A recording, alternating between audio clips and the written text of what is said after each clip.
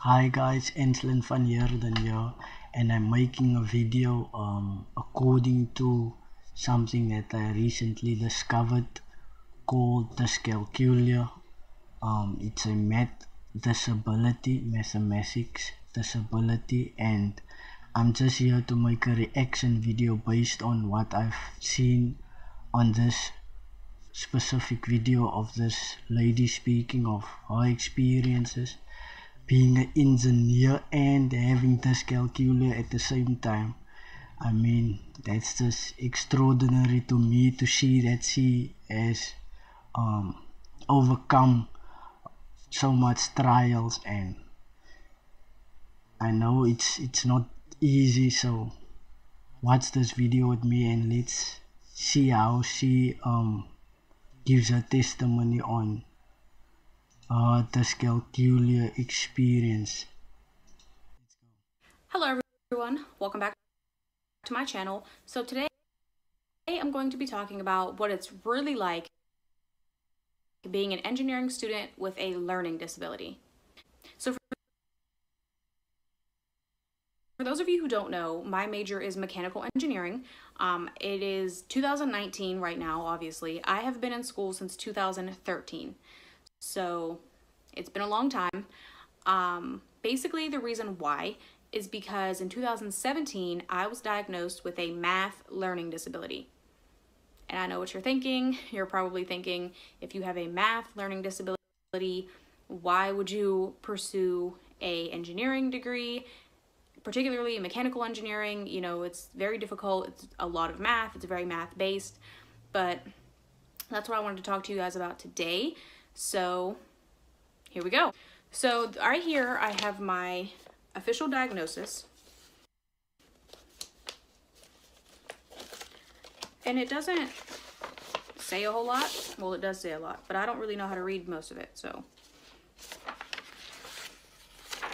Pretty much, it has all of my scores. I don't know what any of this stuff means, like, at all. There's a few things I understand, though. So. Guys, I just want to say from my side, she is, or most of the people that I've seen, they're very privileged as to having being diagnosed, because I think me myself, I am also struggling with dyscalculia, but I haven't been diagnosed, and I just found out at the age of 27 years old. Recently I found out, and so it was tough for me. I don't know about you guys, but it was tough for me finding out, but it was a relief at the same time, because first I didn't know what it was, and now I know what it is. And from what I've heard, from what the others said about how they felt stupid in many cases when it came to school or whatsoever the case might be, daily task, you understand, when it comes to maths. I mean, you're a grown person and you're not able to read a analog clock, or you're still having to count on your fingers. But most people won't understand, and from the community that I come from, or wherever it is, children tend to make fun of you. Some are different, and that's very different. Well, how can I say? It's a very rare thing to see for children to be well mannered when it comes to things like that. But most of the cases that I've seen is that children isn't that polite when it comes to situations like these. So if you guys has also been struggling with any learning disabilities, please leave a comment in the comment section how your experience was and how old you are when you found out about your disability. So let's go further in the video, guys.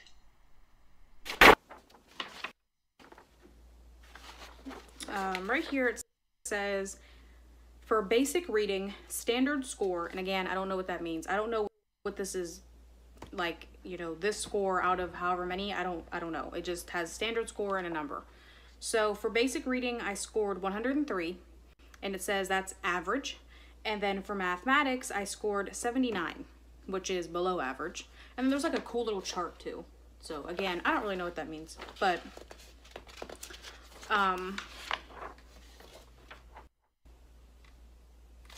there's like a whole bunch of stuff in here. But on the last page, it has diagnosis, and it says specific learning disability with impairment in mathematics. And then it just has like a description, and it says Leah is performing well below average in math, particularly with calculation, and her profile appears to reflect a specific learning disability. She performed better in the applied daily living related math of the math problem solving subtest, but once these problems became more abstract, her performance deteriorated. Math has always been a struggle for Leah, and it is likely it will continue to be quite challenging. It's important to note that her test results suggest she has not mastered and does not remember several aspects of the college-level math courses she has already completed. So, like, I know it's not funny, but it is kind of funny to me. Just, you know, I don't know. The whole thing is, yeah. So, like I said, there's a whole bunch of stuff on here. It's like multiple pages, but the majority of it I don't understand. So pretty much what that means is it doesn't have a name for the learning disability, but you know, I've done a lot of research, and there's only a few that are like specifically math learning disabilities. So I'm just going to assume, you know, maybe it's just a broad range, a little bit of everything. I don't know. But what I struggle with the most is remembering like the order of numbers. So like formulas, how to do different steps when it comes to math problems. Like I might remember all of the steps, but not remember which order they go in. So it's kind of interesting. You know, it's definitely been a struggle, particularly with algebra the most. Now I'm in calculus now, and I can do most of that stuff. You know, it's challenging, but I struggled the most with algebra, like 100%. I took college algebra, I think 3 times. I took pre-algebra twice. I took intermediate algebra once. So yeah, it's been a journey. But the part that, you know, was really interesting was like I have always passed every other class that I have taken. The only classes that I have ever failed were math classes. So that was, you know, when I kind of knew like something was off, something wasn't right. So I've also been to 3 different colleges now. And I know that sounds crazy to some people, but you know, you gotta do what you gotta do. The last college I was at was right after I had gotten this diagnosis, and their requirement is you take the diagnosis in to their disability office, you sit down with them, they basically give you like a written plan of action. I forget what it's like officially called, but basically it just lists like all your different accommodations that you can receive through the school, and then they give you like a signed version of it that you give to your professors. And I did all of that. They had told me that I was to receive extended testing time for all my exams, a separate testing area. I was to have my calculator at all times.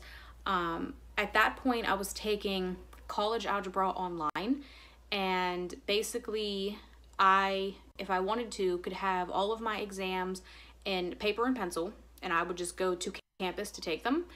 And I, you know, went through the whole process, had the letter from my professors, take the letter to my professors, and 2 of them, I kid you not, I cannot make this up, literally told me, I'm not required to abide by that, and I don't have to give you any accommodations.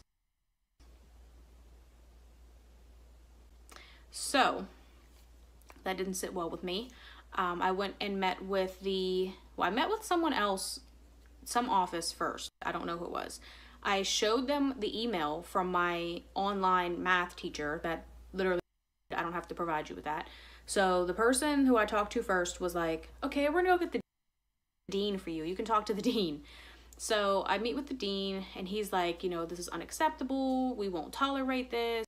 You know, if you have a disability, like, we're required to follow whatever your action plan is. Clearly, you did all the right steps, blah, blah, blah. I was told it would get fixed. It never got fixed. So it was a battle this was February of 2017 that I got diagnosed. And I switched colleges fall of 2018. So it was a lot of time wasted because they didn't do their job. They didn't do their end of the deal. So the college I'm at now is a total 180. They are amazing. Every professor I've had, everyone in the disability office that I've talked to, they have gone above and beyond. So it's, refreshing to see that, like, it wasn't me, I wasn't the problem. It was just them not doing their job.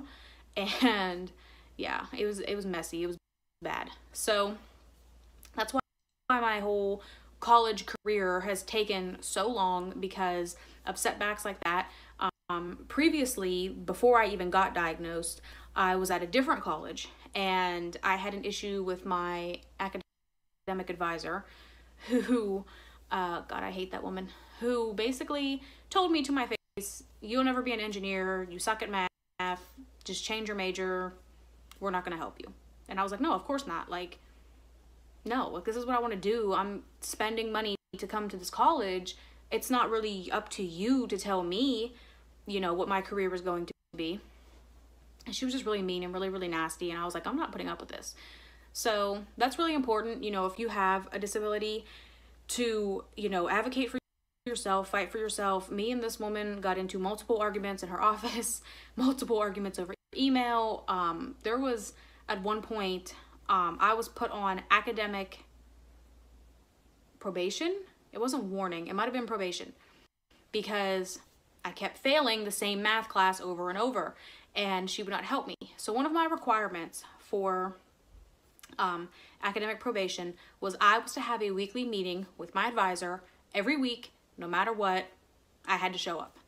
So it's like 3 weeks into the semester, I show up for our weekly meeting, and she's not in her office. So I'm like, okay, cool, I'll just sit down and wait.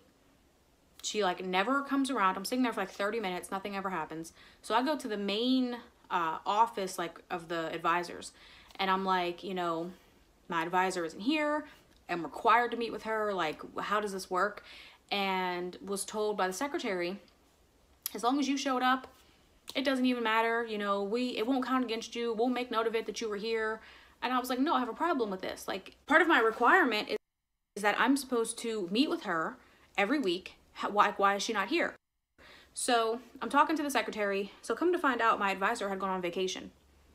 3 weeks into the semester, didn't tell me, didn't an email, a note, a literal, like, phone call, nothing. She was on vacation.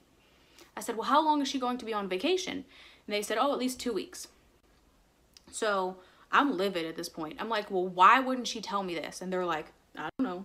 Like, it's not our job. So basically, after that little blow up with them in the STEM office of the advisors, I said, I'm done with this school. So I withdrew from that school that day, literally that day, because I'm like, I'm doing my end of the deal and you're not following through. I had even asked them, like, can I talk to a different advisor just for the time being while she's gone? No, you can't do that. So it's been a long, long journey. But like I said, now the college I'm at, they don't do any of that. Like, they're so much better. And, I'm glad that I found a school who will work with me. From day one, when I went in there last spring to schedule my classes, I met with some advisor, and I explained the situation. I said to him, I have a learning disability in math, but, I really want to be an engineer. Like, this is all I want to do. And he said, okay, we'll make it happen. I was like, finally, like, someone gets it, finally. And when I met with the disability office, I talked to, I think, 3 different people in there, and all of them were, really, really sweet, really kind. I'm actually glad for the fact that she pressed through because many would have, wow, they would have gotten discouraged, or you understand. And here she is in a predicament with people that's supposed to. It's just disappointing. You understand, because why you would think that these would be the people that would be able to help you, and I mean it's people that's qualified for the job or whatsoever the case might be, but then they give you this kind of treatment, and I mean, yeah, you already have a problem, and it seems as if they were just making it worse. They were just making it worse. So I guess everybody is not the same, so I'm glad that she actually pressed through and that she had the courage to do so. So big respect for that. So, I have no issues there. But yeah, basically that's really what I really wanted to talk about, was like, what is it really like? I think the important thing, like I said, is just, if no one else is going to advocate for you, you have to advocate for yourself. If you're struggling and it gets to the point like how bad my situation was, don't be afraid to switch schools. Don't feel like you need to stay there and keep giving them your money. Absolutely not. Transfer, go someplace else, do what you need to do. At the end of the day, it's your life, it's your career. I'm not going to let someone stand in the way of my dreams and what I know I can accomplish. So yeah, that's what I really wanted to talk about. That's pretty much it.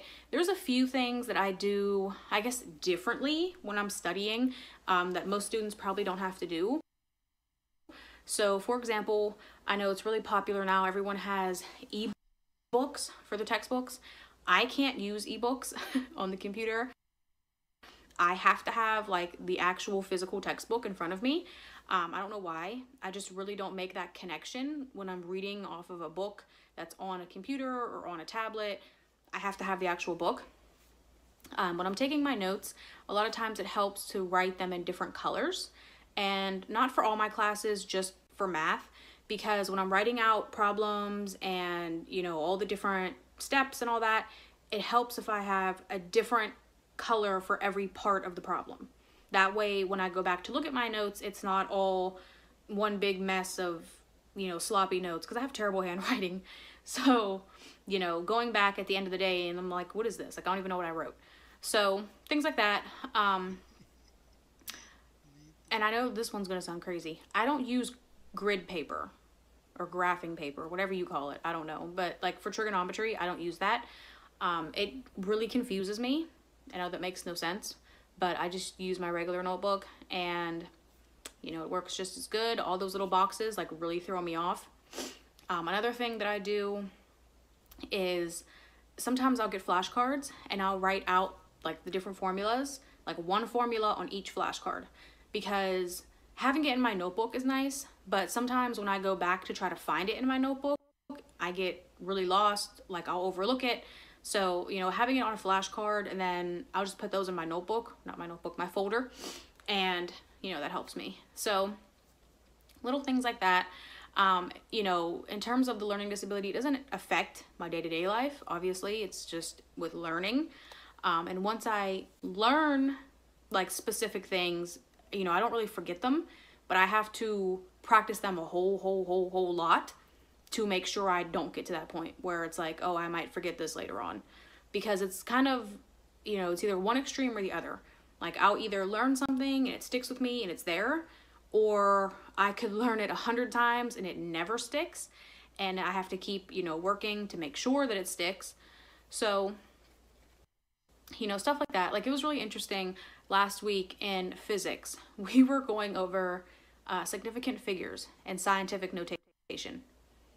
I don't know why, but for some reason that has always stuck with me, and I always have understood significant figures in scientific notation.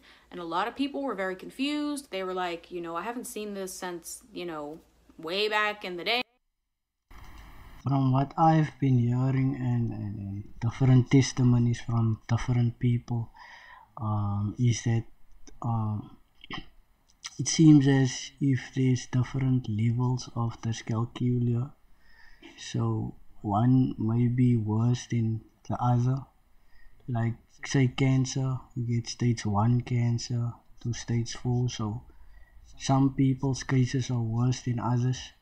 So I think like the other woman I've heard, she actually got to the point of university and she didn't even know how she got there, but yeah, some cases are just different. Some people's testimonies are different and some cases are different. Some are more severe than others.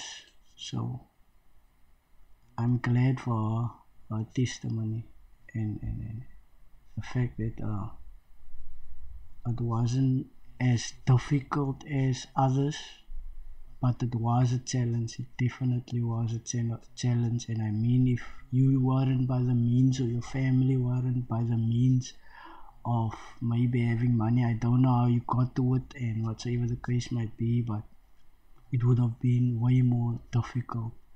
So I think you have a reason to be grateful for where you are right now or wherever you are, seeing that the video was made in 2019. So this video is definitely a encouragement for people like myself and whoever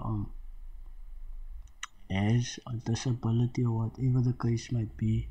It definitely helps to hear that there are people that is also going the same things through as yourself and that they have persevered, and she definitely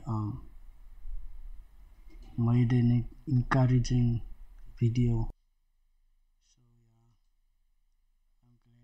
In high school math, but I'm like, like that, for whatever reason, that has always stuck with me. I've never struggled with that. So it's interesting, what things stick, what things don't stick. Some stuff just makes way more sense than other stuff. I don't know. There's no explanation behind it. It's just all part of the disability.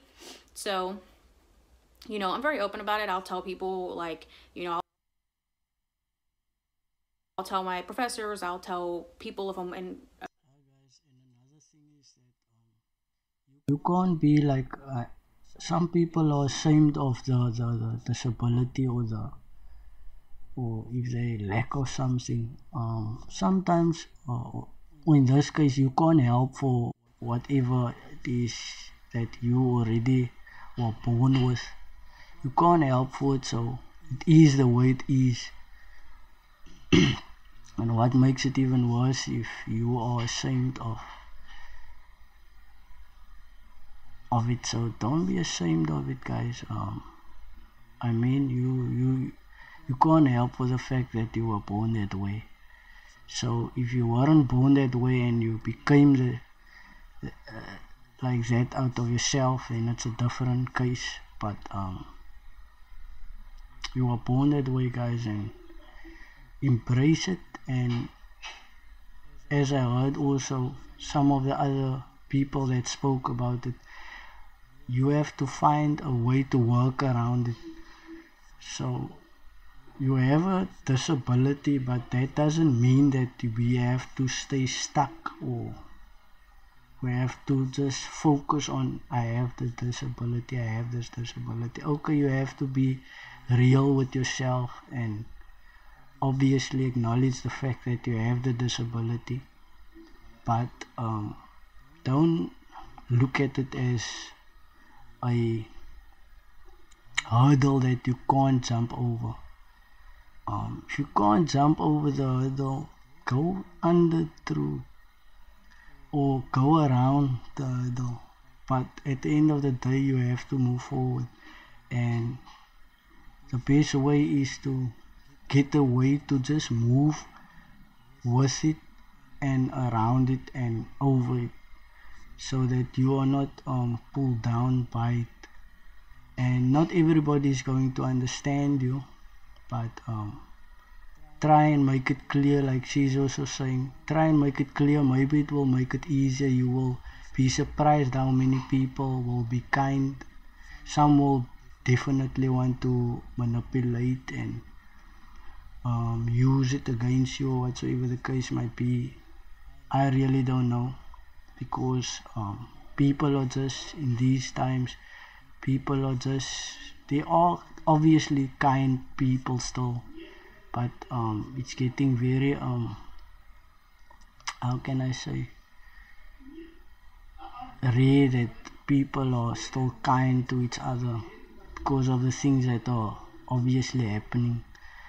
But try and be an open book, so that people know, so that they have an opportunity to try and maybe treat you better than just looking at you and thinking, is this person dumb, or whatsoever the case might be. Because, pardon me, I had a case at my former job where I had to count. This guy saw that I was working well, I was doing a good job at the place, and I mean, I had sober habits and whatsoever the case might be, so he looked at me as someone that can actually do the job. But he didn't know, and I didn't know at the time, but so the guy saw this potential in me and whatsoever the case might be, so he took me around and made me do stock taking. So I had to count how much of there is of everything that's in the warehouse, and that's where I think he saw that I couldn't count to the point where he needed, or whatsoever the case might be. I wasn't the man for the job because of my dyscalculia.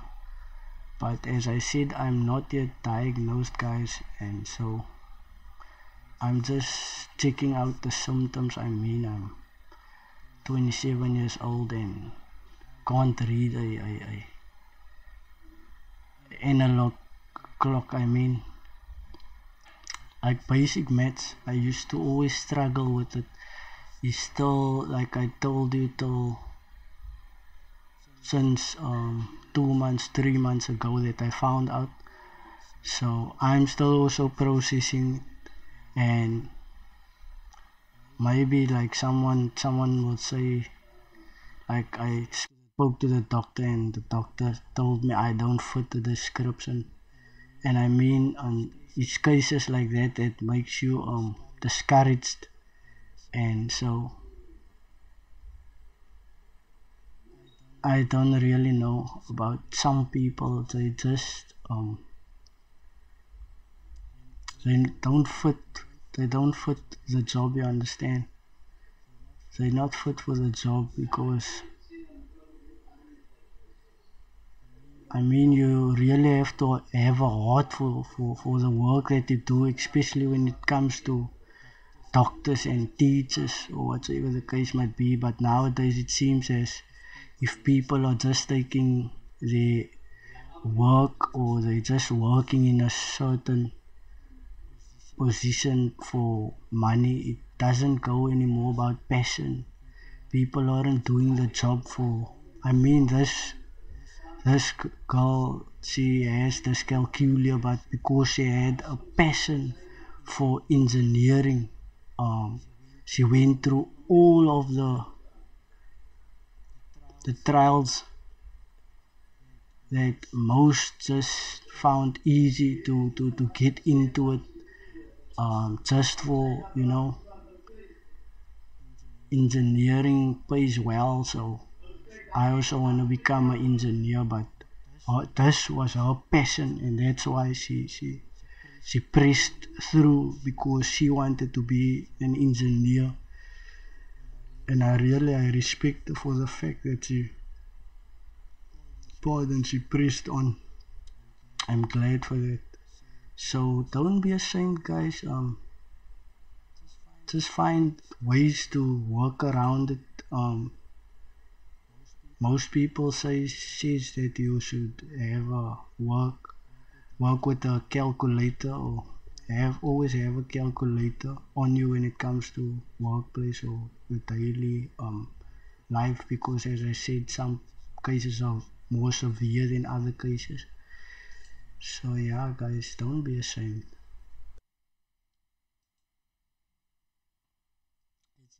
A group working on a project, I'll tell them like, hey, I have a learning disability, so I might not understand this the first time. We might have to go over this a few more times. It doesn't bother me. So that's really it. Like I said, I just want to talk about that because it's something that I feel like isn't really addressed enough. A lot of people assume, oh, you're in school for mechanical engineering, so you're just really, really smart. I'm smart. I'm not stupid. But, I do struggle with math. Like, people assume, like, oh, you're some math genius and you can just do calculations in your sleep. No. I've had a very long struggle and a very long road. And, like I said, I feel like that needs to be talked about more in terms of learning disabilities and people who are pursuing, careers in the STEM field. A lot of people are quick to just assume, like, oh, I'm bad at math, so I'll just never do anything with math. But, if that's really your passion, if you really think, like, hey, I want to be, a math teacher, I want to be an engineer, I want to be, some chemist or whatever it is you want to do. But if you say, well, I'm really bad at math, like, look deeper into it. You might have a disability, or you might just need to learn things a little bit different than how your peers would learn things.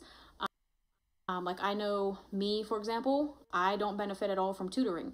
Tutoring is extremely helpful for a lot of students, but it does not help me at all. Like, it makes me 10 times more confused.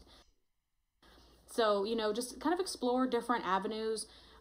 Just because something works for one person, don't feel bad if it doesn't work for you. Like I said, don't be afraid to try different things. I've picked up a lot of,